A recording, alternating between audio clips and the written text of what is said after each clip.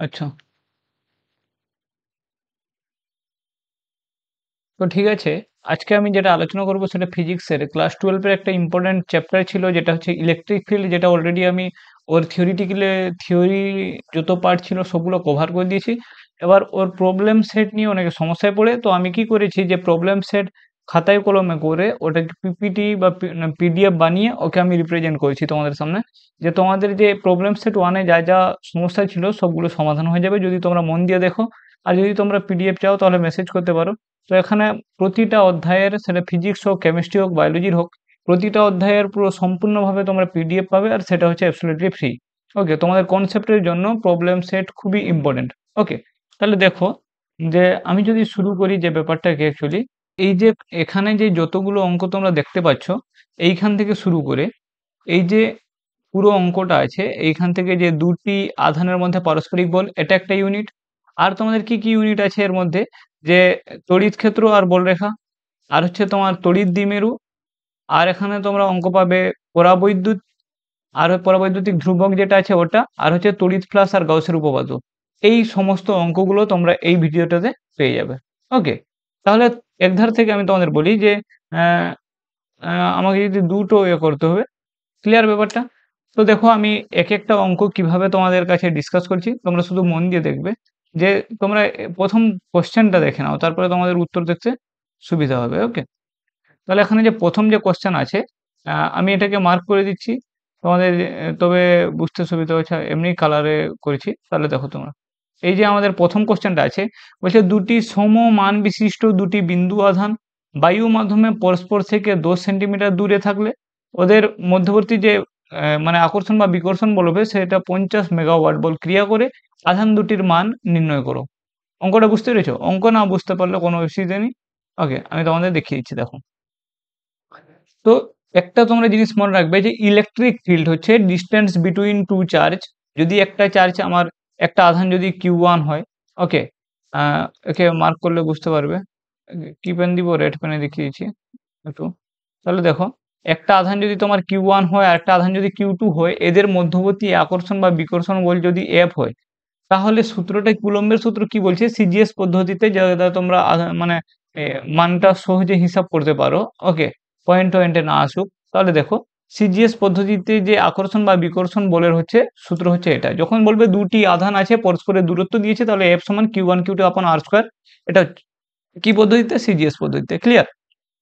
যেহেতু অঙ্কটায় তোমার কি বলেছে, সমাধান, তার মানে Q1 আর Q2 সমান, তো আমি Q1 কেও Q ধরলাম আর আমার Q2 কে Q ধরলাম। ওকে, তাহলে দেখো F সমান Q1 Q2 মানে কি, Q ইন্টু Q মানে Q স্কোয়ার, আর হচ্ছে নিচে আর স্কোয়ার।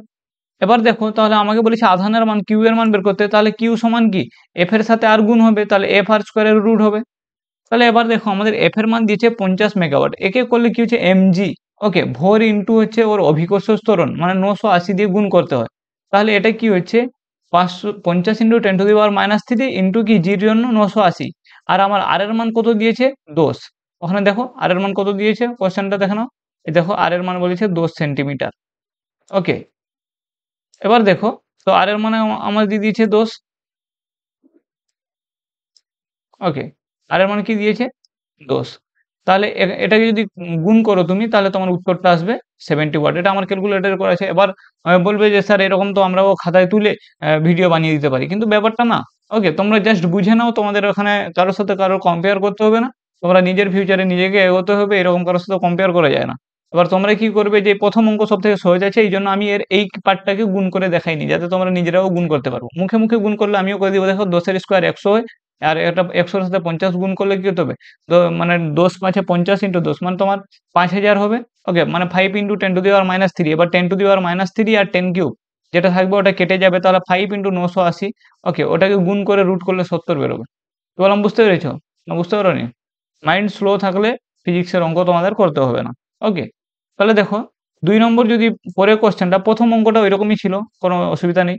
তাহলে দেখো তোমাদের 2 নম্বর অঙ্কটা তোমরা মন দিয়ে পড়ো। এই যে দুটি আধানের অনুপাত দিয়েছে 2:3, আর এদের হচ্ছে মধ্যবর্তী দূরত্ব দিয়েছে 5 সেন্টিমিটার। তাদের মধ্যে ক্রিয়াশীল বল হচ্ছে 96 টাইন। আধান দুটির মান নির্ণয় করো। তোমাদের আমি বলে দিই, তোমাদের কি বলবো, যে যদি দূরত্ব সেন্টিমিটারে আর এটা ডাইনে দেয়, তাহলে সেটা হচ্ছে সিজিএস পদ্ধতি। সিজিএস এ বলের একক ডাইন, আর এসআইটা হচ্ছে নিউটন। এইটা তোমরা ডাইন আর নিউটনকে মনে রাখো না, আর এটা হচ্ছে মিটার সেন্টিমিটার, কাজ শেষ। ওকে, তাহলে অঙ্কটা তোমরা বুঝতে পারছো দুটি আধানের অনুপাত দিয়েছে। তাহলে আমরা অঙ্কটাকে কিভাবে করব দেখো। তাহলে আধান দুটি যেটা বলছে 2:3 বলেছে, তো আমি ভাবলাম আধান দুটি একটা হচ্ছে 2q আর একটা হচ্ছে 3q। কিউ তো ভাবতে পারি যেমন 2:3 অনুপাতের অঙ্ক, একটা 2x আর একটা 3x, এরকম 2q 3q। তাহলে আমাদের সিজিএস পদ্ধতির সূত্র কি? এফ সমান হচ্ছে q1 q2/r²। তাহলে এফ সমান কি হবে? q1 এর জায়গায় 2q আর মানে q2 এর জায়গায় 3q/r²। এবার কোনাকানি গুণ করলে f(r²) সমান কি 2×3=6, 6q²। এর দূর পর্যন্ত কোনো অসুবিধা নেই। তারপরে আমরা এফ এর মান, বলের মান দিয়েছে 96। ওকে, তাহলে 96 আর দূরত্ব কত দিয়েছে 5 সেন্টিমিটার, তাহলে 5 এর স্কয়ার সমান 6q²। কিউ স্কয়ার সমান কি হবে? এবার দেখো এই যে এখানে কত 96 আর এটা কত 6, তাহলে 16×6 = 96 হতে পারে কিনা? তাহলে এটা কি হচ্ছে 16×6 = 96। তাহলে আমার কিউ স্কয়ার সমান কি হবে 16×5 এর স্কয়ার। এবার দেখো 16×5 এর স্কয়ার কত, 5×5 = 25। ওকে, 16 আর 25 গুণ করলে কত হবে? 400 হবে। মুখে মুখে গুণ হবে। ফিজিক্সে যদি তোমার মাইন্ড স্লো থাকে তাহলে তুমি অনেক প্রবলেমে ফাঁসবে পরীক্ষা দেওয়ার সময়। তাহলে কিউ সমান কি 400 রুট হচ্ছে +-20। ক্লিয়ার? আমরা মাইনাসকে ইগনোর করছি বর্তমানের জন্য, তো +20 ভাবি। তাহলে 2q এর মান কি হবে? দুটো আধান কি, একটা 2q ছিল আর একটা কি ছিল 3q ছিল। তাহলে 2q এর মান কত হবে? 2 × 20 মানে 40 স্ট্যাট কুলম্ব। সিজিএস পদ্ধতিতে আমাদের যে আধানের একক হচ্ছে স্ট্যাট কুলম্ব, আর এসআই তো হচ্ছে কুলম্ব। ওকে, বা একে ইএসিও বলা যায়। আর 3q এর মান কত হতে হবে? 60 স্ট্যাট কুলম্ব। ক্লিয়ার? অঙ্ক শেষ। না বুঝতে পেরেছো? খুব ভালো। দেখো পরে অঙ্কটা তোমরা দেখো, যে দুটি গোলকের প্রত্যেকের আধান, একটু কালার চেঞ্জ করে নি কারণ বইয়ের পাতার সাথে ম্যাচ হয়ে যাচ্ছে। তাহলে দুটি গোলকের, কালার চেঞ্জ হয়নি, মনও খারাপ, সময়ও খারাপ, সিচুয়েশন খারাপ, চ্যানেল খারাপ। তো দুটি গোলকের আধান হচ্ছে 1 কুলম্ব। ওকে, তাহলে দুটি গোলক আছে, ওদের প্রত্যেকের আধান কি 1 কুলম্ব। কুলম্ব দিয়েছে মানে তোমার হচ্ছে নিউটন দিবে। এর মানে এটা কিসের এসআই পদ্ধতিতে? এখানে ওই F=q1 q2/r² বসালে হবে না। তাহলে কি হচ্ছে? আবার বলছে এই গোলক দুটিকে যদি বায়ুতে রাখা হয়, বায়ু যখন বলবে তখন আমি বলে দিব, বায়ু বলবে বা কোনো মিডিয়াম বা মাধ্যম বলবে, তার জন্য কিন্তু সূত্রটা আলাদা বসে। তাহলে কত দূরে রাখলে, মানে তোমাকে ডিস্টেন্স বের করতে বলেছে, ওদের উপর ক্রিয়াশীল বল হবে 1 নিউটন। কাজ শেষ। কোনো কিছু সমস্যা নেই। তাহলে দেখো আমি তোমাকে, আমাদের সূত্র কি? এফ সমান, যখনই বলে দিবে যে এসআই পদ্ধতিতে, তখন সূত্র হবে 1/4πε0 q1 q2/r²। কি বললাম? যে আমাদের সূত্রটা হচ্ছে, আমি এখানে লিখে দিচ্ছি, লিখতে একটু সময় লাগবে। ওকে, এফ সমান 1 বাই, তোমরা অবশ্যই জানো। ওকে, আর না জানলে তোমরা ভিডিও টিডিও দেখে নিবে। আমাদের যে সূত্রটা হচ্ছে 1/4πε0, আর তারপরে হচ্ছে উপরে q1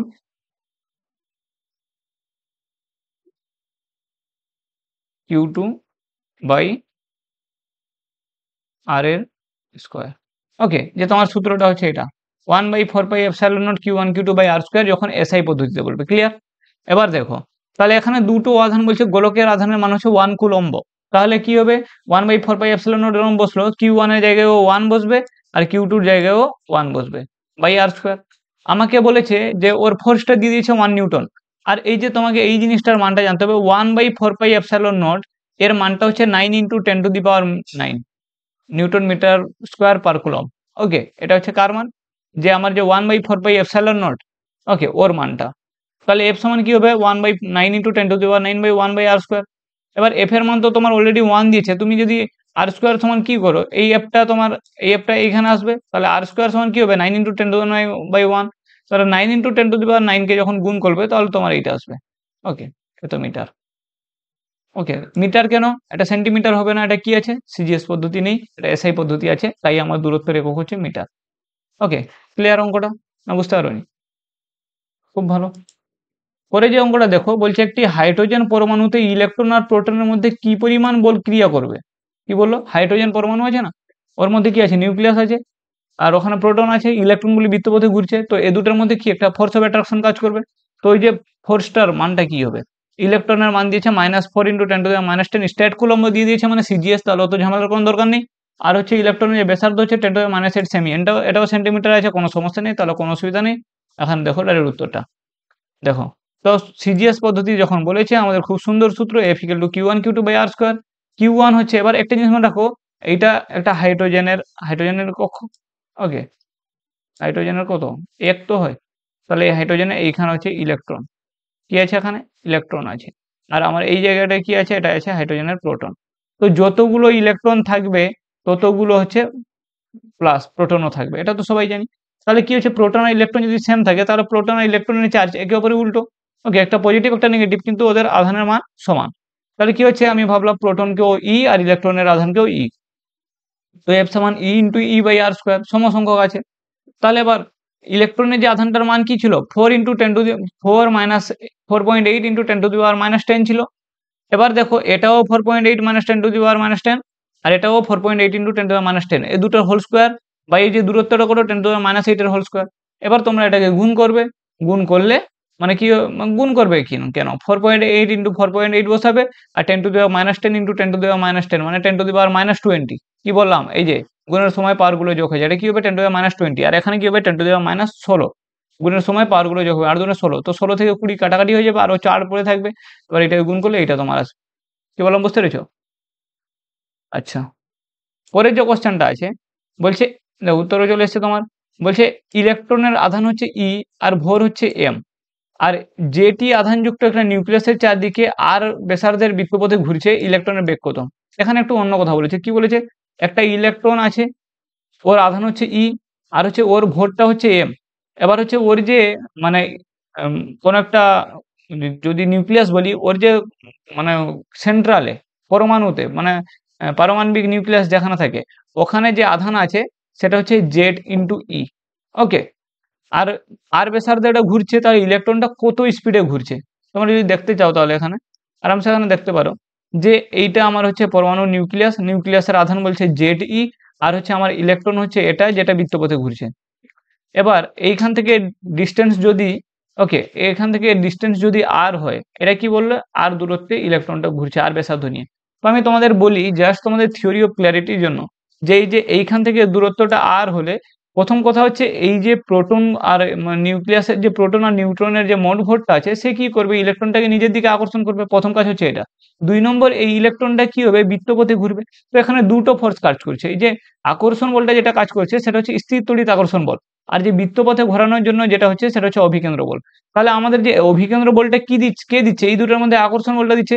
তাহলে এফ অফ অভিকেন্দ্র যেটা কি হচ্ছে Q1 Q2/r², এটা হচ্ছে এফ সমান Q1 Q2/r²। এবার এই যে অভিকেন্দ্র, এই যে ফোর্সটা যেটা ওকে ঘোরাতে সাহায্য করছে, অভিকেন্দ্র বলের আমরা রাশিমালা জানি mv²/r, এটা হচ্ছে নিউটনের মহাকর্ষে পড়েছিলাম। ওকে, mv²/r, আর Q1 Q2/r², ক্লিয়ার। এবার হচ্ছে mv² সমান একটা আর একটা আর, এখানে এই যদি আর আর ক্যান্সেল আউট করি, একটা আর একটা আর, তাহলে mv² সমান কি পড়ে থাকবে, Q1 Q2/mv², sorry Q1 Q2 পড়ে থাকবে শুধু, আর নিচে একটা আর পড়ে থাকবে। Q1 এর মান কি হয়েছে, মানে ইলেকট্রনের মান হচ্ছে ই, আর হচ্ছে আমার যে প্রোটনের মান কি হচ্ছে, মানে নিউক্লিয়াসের মান জেটি। তাহলে ই ইন্টু জেটি মানে জেড², আর এখান থেকে এম চলে এলে এম আর, তো ভি সমান রুট হয়ে যাবে জেড², ভি সমান জেড²/এম আর, এটাই আমাদের প্রমাণ করতে বলেছে। বুঝতে পেরেছো ব্যাপারটা কি, ক্লিয়ার? ওই পরে যে 6 নম্বর কোশ্চেনটা বলছে, দুটি ক্ষুদ্র ধাতব গোলকের আধান দিয়েছে, একটাকে 24 ইএসইউ দিয়েছে আর একটা হচ্ছে 16 ইএসইউ। এদের ডিস্টেন্স 8 সেন্টিমিটার, আবার বায়ু মাধ্যম বলেছে, এদের আকর্ষণ বল ইএসইউ দিয়ে দিয়েছে, মানে তোমাদের সহজ, এটা সিজিএস পদ্ধতি দিয়েছে, কোনো এখানে ঝামেলা নেই। তাহলে দেখো, তো ডাইরেক্ট সিজিএস এর সূত্র এটা, এফ সমান Q1 Q2/r²। Q1 এর মান দিয়েছে 24 আর Q2 এর মান দিচ্ছে 16, নিচে 8² 8² মানে 64, 16 4 64, 4 6 24, এর 6 ক্লিয়ার, এক লাইনের অঙ্ক।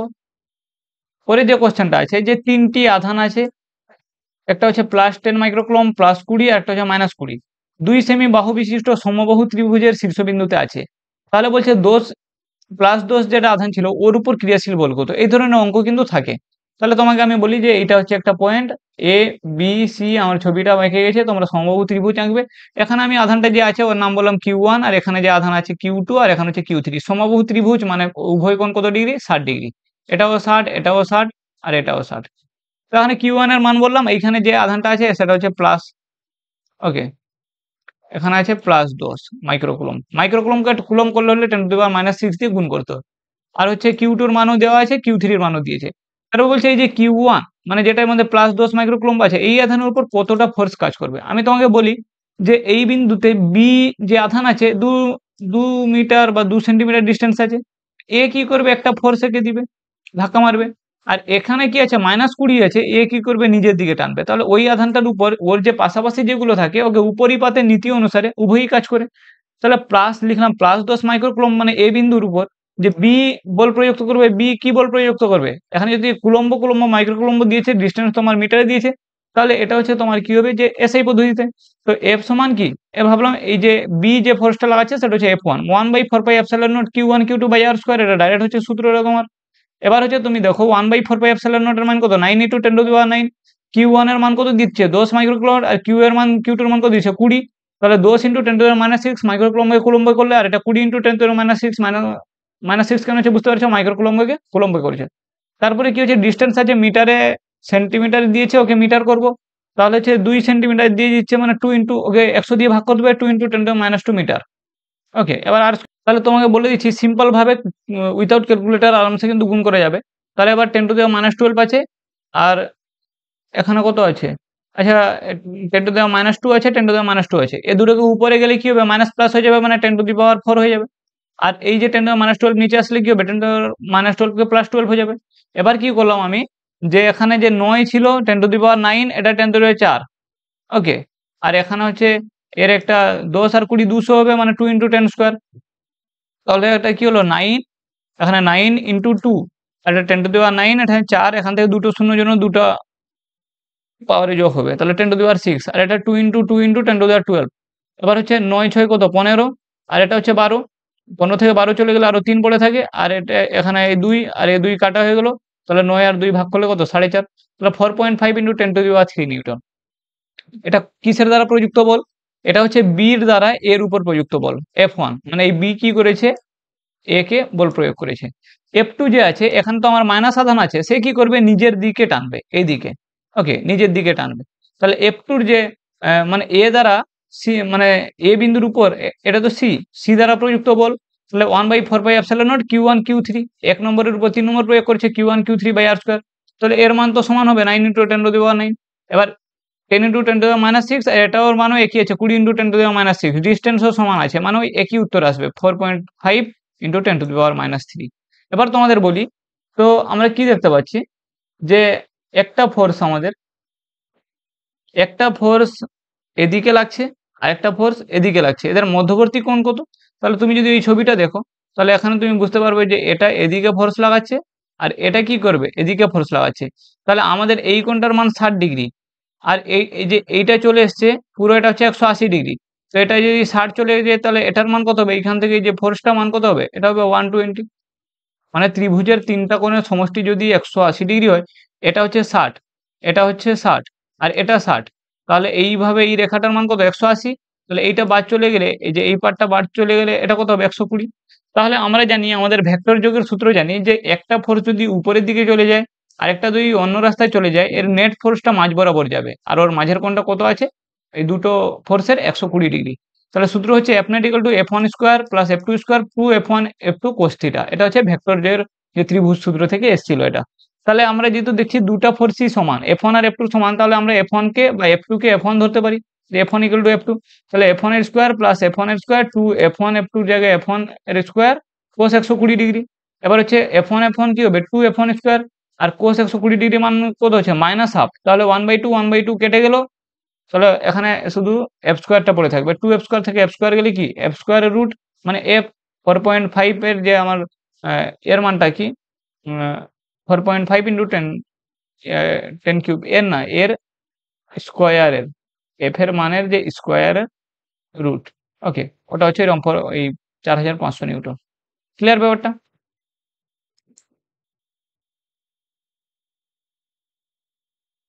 তাহলে দেখো পরের যে কোশ্চেনটা দিয়েছে, যে 8 দাগে যে 4Q আর হচ্ছে Q, দুটি আধানের মধ্যে 2r দূরত্ব আছে।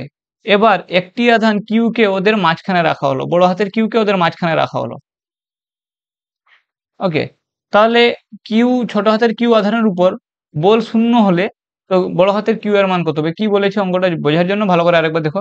বলছে যে 4Q আর একটা Q, দুটি আধান আছে, ওটা 2r দূরত্বে আছে। তাহলে একটা আধান হচ্ছে 4Q আর একটা হচ্ছে Q, এরা কি ডিসটেন্স কত 2r। ওপর একটি প্লাস, মানে বড় হাতের কিউ আধানকে এদের মাঝখানে আমি রাখবো। কেন রাখবো, কিউ আধানের উপর মোট বলটা যাতে 0 হয়। তাহলে এই যে বড় হাতের কিউ বলটা রেখেছি, ওর মানটা কত হবে। দেখো তোমাদের কি বলতে চাইছে, বলছে এটা হচ্ছে একটা 4Q এই আধান, একটা হচ্ছে কিউ, এদের দুজনের মধ্যবর্তী দূরত্ব কত 2r। 2r মানে এইখান থেকে এর দূরত্বটা কত? 2r। ওকে, এবার এদের মধ্যবিন্দুতে এই সাপোজ বি পয়েন্টে একটা আমি প্লাস কিউ আধানকে রাখলাম।